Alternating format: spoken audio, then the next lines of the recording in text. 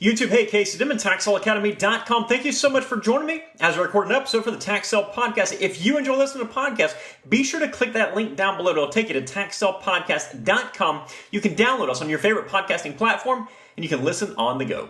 Let's go ahead and switch on over to the audio portion of today's podcast.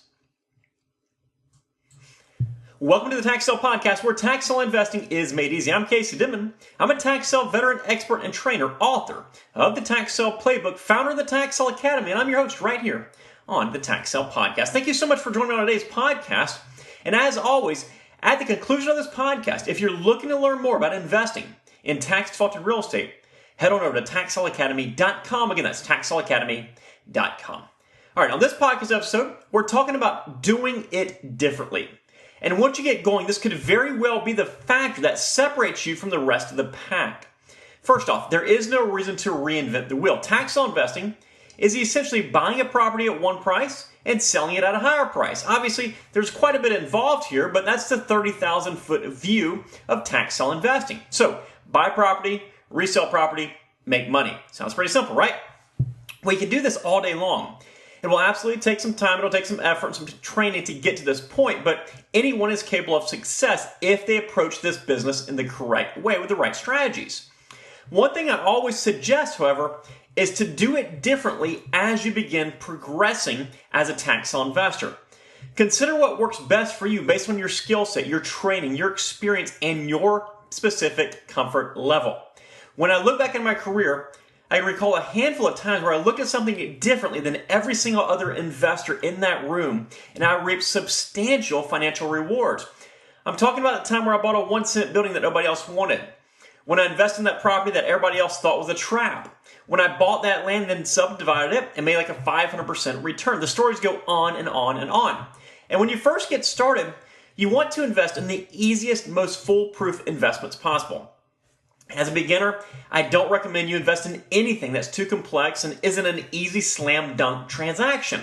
Sure, it'll take you a little bit longer to get your first deal, but it'll greatly increase your comfort level and your momentum. Do the easy transaction first and then build from there. It's kind of like when you first learn to drive a car.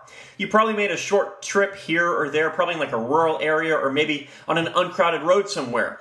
Then over time, you build up the courage and you build up the experience and the confidence to drive on the freeway. And you became more and more comfortable every step of the way.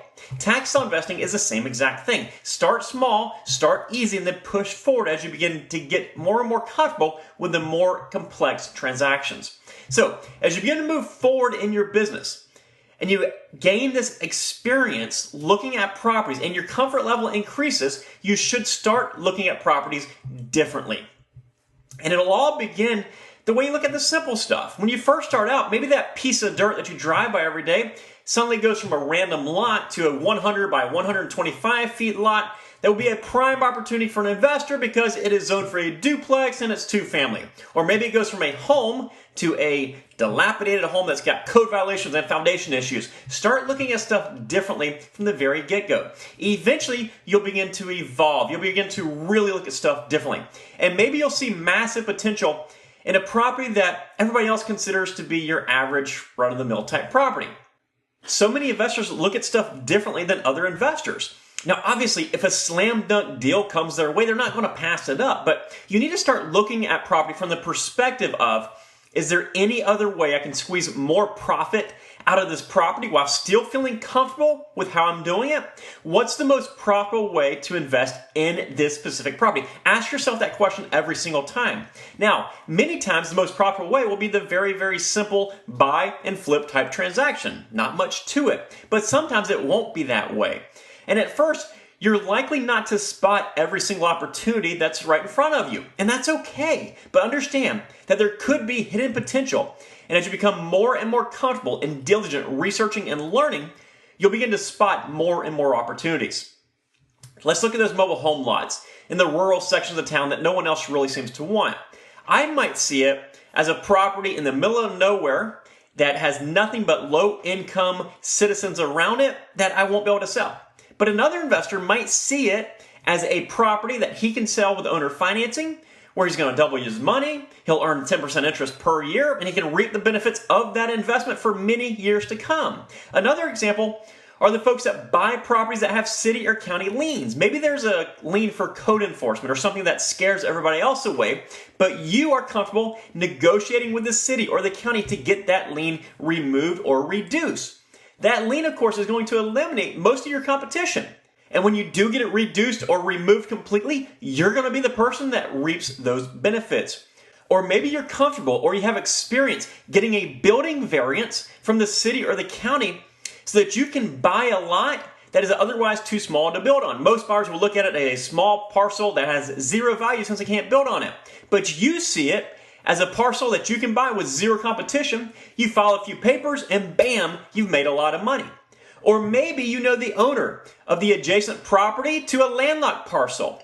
You know you can work a deal out to get a 10-foot easement to that property if you buy it, and then you move forward. You might look crazy at the auction when you buy a landlocked parcel, but you know at the end, once you work out that deal to get that easement, you're going to be the one to reap those rewards. Examples like this are endless. A good majority of the transactions will be the very standard stuff. Buy it, flip it. And even if it appears to be a standard buy and flip transaction, still ask yourself, is there anything that I can do to make it better, more profitable, faster, or easier? It's up to you to begin to look at stuff differently. Be familiar with your market, how you research. Really dig deep in understanding every way possible to look at a piece of property and at a transaction. And don't write off anything, especially if you're just getting started. Sure, maybe a property is a piece of junk. Maybe the property has zero value, but figure out why. Figure out, is there any way possible to turn a profit on this property? If there isn't, you can take what you learned and move on much more knowledgeable.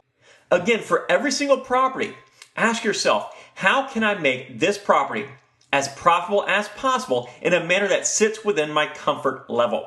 And when you begin to figure out how to find those opportunities, your revenue will likely increase dramatically. Thank you so much for joining me on today's episode, guys. If you haven't done so yet, be sure to head on over to TaxSaleAcademy.com. Pick up your copy of the Tax Sale Playbook. The book itself is free. Just help me to cover shipping to get it from my warehouse to your front door. And as always, if you found this episode or any other episode helpful, it'll mean the world to us if you take a few seconds out of your very busy day to leave some positive feedback for us. We read each and every single feedback, comment, and we notice every single 5-star review, and we are so thankful for every single one of you who have done so already. Take care, guys, and make it a successful day. See ya.